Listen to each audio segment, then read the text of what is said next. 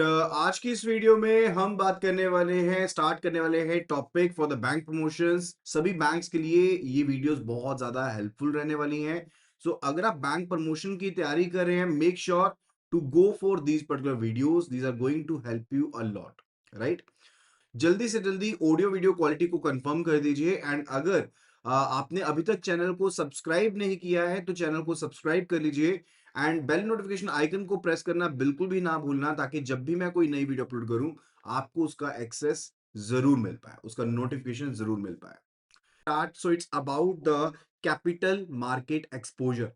तो capital market exposure में investment exposure भी आता है और क्रेडिट एक्सपोजर भी होता है related to the capital market. यानी कि अगर आपका बीइंग अ बैंक आपने इन्वेस्टमेंट करी है वो भी शामिल होगा, और साथ में साथ अगर आपने किसी पर्सन को लेंडिंग करी है, so as for the capital market exposure वो भी इसके अंदर शामिल होता है। Like you can be investing into the mutual funds और ऑल्टरनेट इन्वेस्टमेंट फंड्स, या फिर ईटीएफ में, रीट्स में, इनविट्स में इन्वेस्टमेंट कर सकते हो। और इनडायरेक्ट एक्सपोजर भी हो सकता है। लेट्स से आपने लोन दिया है अगेंस्ट लिस्टेड सिक्योरिटीज, या अंडर राइटिंग करी है, मार्जिन फंडिंग करी है, फाइनेंसिंग करी है कैपिटल मार्केट इंटरमीडिएट्स को, लेट्स से स्टॉक ब्रोकर्स को, कस्टोडियंस को, एक्विजिशन फाइनेंसिंग करी है। Those all are the component related to the capital market exposure. अब जो प्रूडेंशियल एक्सपोजर लिमिट्स हैं, ठीक है, जो कि 1 अप्रैल 2026 से एप्लीकेबल होने वाली हैं, those are based on the tier one capital. किसके ऊपर बेस्ड है? ये टीयर वन कैपिटल के ऊपर बेस्ड होता है। और टोटल कैपिटल मार्केट एक्सपोजर, चाहे आप सोलो लेवल के ऊपर देखो, कंसोलिडेटेड बेसिस के ऊपर देखो, that is maximally limited to 40% of the tier one capital. यानी कि जितना भी आपके पास टीयर वन कैपिटल है उसका मैक्सिमम 40% आप इन्वेस्ट कर सकते हो डायरेक्ट बेसिस पे या इनडायरेक्ट बेसिस पे related to the capital market. उससे ज्यादा नहीं कर सकते हो। और इसमें एक सब लिमिट लगाई गई है, यानी कि ओवरऑल जो कंसोलिडेटेड लिमिट है दैट इज 40%, लेकिन एक सब लिमिट लगा दी गई है। एंड वो सब लिमिट कितने अमाउंट की है? That is of 20% of the tier one capital. तो एक ये सब लिमिट लगाई गई है 20% of the tier one capital, जो डायरेक्ट एक्सपोजर से रिलेटेड हो सकता है। यानी कि जो आपका डायरेक्ट एक्सपोजर होगा, जो आपके बैंक के डायरेक्ट इन्वेस्टमेंट है into the capital market, right, वो 20% मैक्सिमम होगा। ये चीज बेसिकली इस चीज से रिलेटेड इंश्योर करेगी कि बैंक्स ओवर इन्वेस्ट ना कर दें या फिर डायरेक्टली ओवर लेंड ना कर दें in the volatile market. That's a point related to it. अब इसके अलावा एक और सब लिमिट है, that is the acquisition limit. ठीक है, तो एक तो डायरेक्ट इन्वेस्टमेंट की लिमिट हो गई, और दूसरी जो लिमिट है यहां पर that is the acquisition limit. And वो एक्विजिशन लिमिट कितनी है? That is 10%। यानी कि अगर आप एक्विजिशन करते हो, एक्विजिशन फाइनेंसिंग करते हो कैपिटल मार्केट में, तो उसका मैक्सिमम अमाउंट रखा गया है 10% of the tier one capital. ठीक है, जैसे मान लो कंपनी को एक्वायर करना है, या फिर एक स्पेशल पर्पस व्हीकल आपने क्रिएट की है for the purchasing of the controlling shares of the company. ठीक है, तो वो मैक्सिमम कितना हो सकता है? 10% हो सकता है टीयर वन कैपिटल का, not more than that. And अगर आपने इंडिविजुअल पर्सन को लेंडिंग करनी है, उसके रिलेटेड क्या लिमिट है? Let's have a look at it. तो वहां पर अगर आप लोन देते हो इंडिविजुअल्स को अगेंस्ट द एलिजिबल सिक्योरिटीज, तो उसे एलटीवी के ऊपर बेस रखा गया। एलटीवी यानी कि लोन टू वैल्यू रेशियो के ऊपर बेस रखा गया है। और अगर आप कोई भी लोन देते हो एलिजिबल सिक्योरिटीज के अगेंस्ट इंडिविजुअल को, तो मैक्सिमम लिमिट जो इंडिविजुअल के लिए रखी गई है दैट इज 1 करोड़।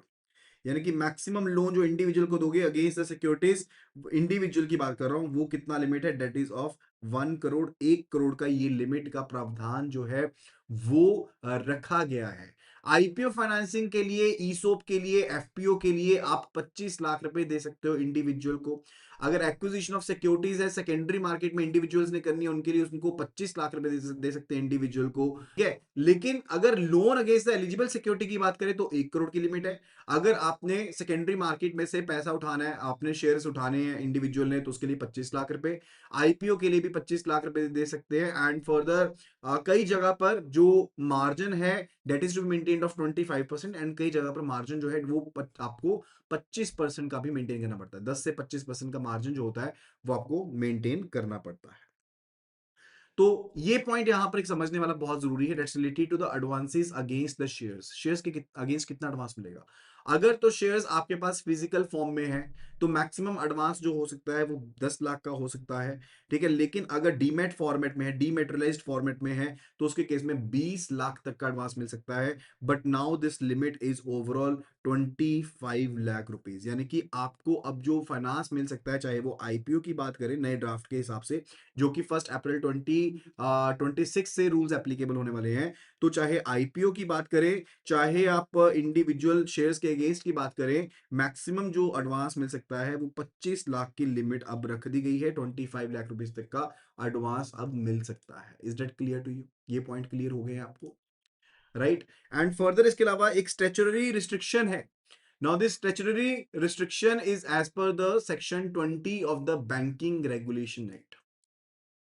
किससे रिलेटेड है?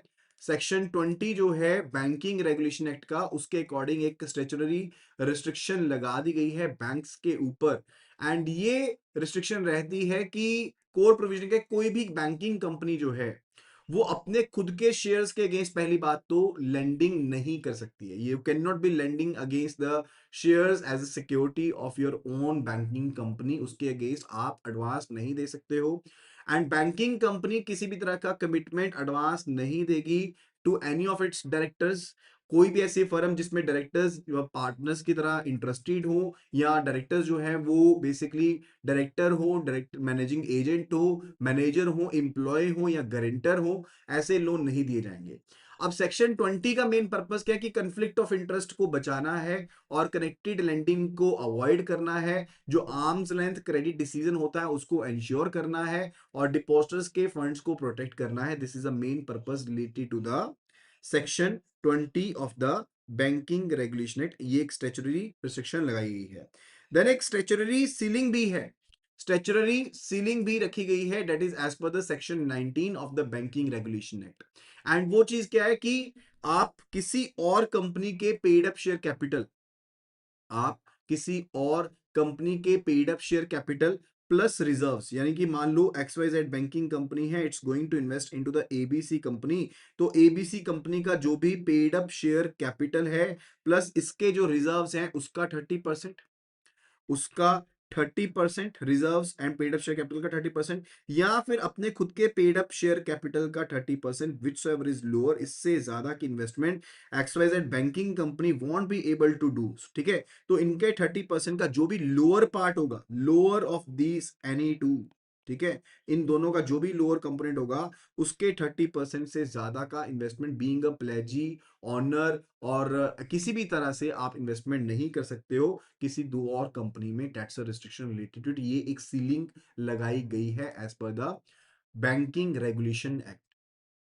ये सभी पॉइंट्स क्लियर हो गए? These are very much important point. Single single point जो हमने कवर किया है वो बहुत ही ज्यादा इंपॉर्टेंट पॉइंट्स थे। सो मेक श्योर करना कि अगर आपको ये पॉइंट्स अच्छे लगे हैं, आपको इन्फॉर्मेशन अच्छी लगी है, तो वीडियो को लाइक जरूर करें और वीडियो को शेयर जरूर करें। नेक्स्ट जो टॉपिक हम कवर करने वाले हैं यहां पर, that's related to the counterfeit currency notes.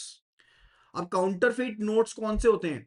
जो सस्पेक्टेड है कि भाई ये तो जाली नोट है, दैट्स बेसिकली काउंटरफीट नोट। और अगर बैंक में आपको कैश के ऊपर काउंटरफीट करेंसी आप जब्त करते हैं तो उसे वापस नहीं करना होता, उसकी स्टैंपिंग करनी होती है। You have to basically stamp it, आपको उसे स्टैंप करना पड़ेगा, उसके ऊपर काउंटरफीट बैंक नोट लिखना पड़ेगा और उसे इंपाउंड कर लेना है, उसे इंपाउंड कर लेना है, ठीक है। तो अगर कोई आपको काउंटरफीट करेंसी मिलती है so it's not a legal tender, उसके अगेंस्ट आप क्रेडिट नहीं दे सकते, उसके अगेंस्ट आप पर्टिकुलरली उनको पैसे वापस नहीं कर सकते, ठीक है। एंड कस्टमर के अकाउंट को तो बिल्कुल भी कतई भी आपने क्रेडिट नहीं करना है इन एनी केस, अगर काउंटरफीट करेंसी नोट आपको मिला है। एंड अगर आपको 4 पीसेस मिलते हैं, यानी कि 4 करेंसी के नोट्स जो हैं, फेक नोट्स मिलते हैं, काउंटरफीट करेंसी नोट्स मिलते हैं in single transaction, up to 4 notes की बात कर रहा हूं इन सिंगल ट्रांजेक्शन, तो कंसोलिडेटेड रिपोर्ट आपको एज पर द फॉर्मेट भेजनी पड़ेगी to the police authorities. By the end of the month आपको भेजनी पड़ेगी रिपोर्ट, ठीक है, पुलिस अथॉरिटीज को भेजनी पड़ेगी। एंड अगर आपको 5 या उससे ज्यादा के करेंसी नोट्स मिलते हैं which are counterfeit currency notes, 5 या उससे ज्यादा के आपको काउंटरफीट करेंसी नोट्स मिलते हैं, उस पर्टिकुलर सिनेरियो में क्या लिमिट है, what is a scenario in that case, अगर 5 मिलते हैं उससे ज्यादा करेंसी नोट्स मिलते हैं सिंगल ट्रांजैक्शन में, तो एफआईआर लॉन्च करवानी पड़ेगी with the nodal police station या पुलिस अथॉरिटीज के साथ। सो इन दैट सिनेरियो अगर आपको 5 या उससे ज्यादा के करेंसी नोट्स मिलते हैं सिंगल ट्रांजैक्शन में, तो एफआईआर लॉन्च करनी पड़ेगी विद नोडल पुलिस स्टेशन या पुलिस अथॉरिटीज के पास। Clear with it?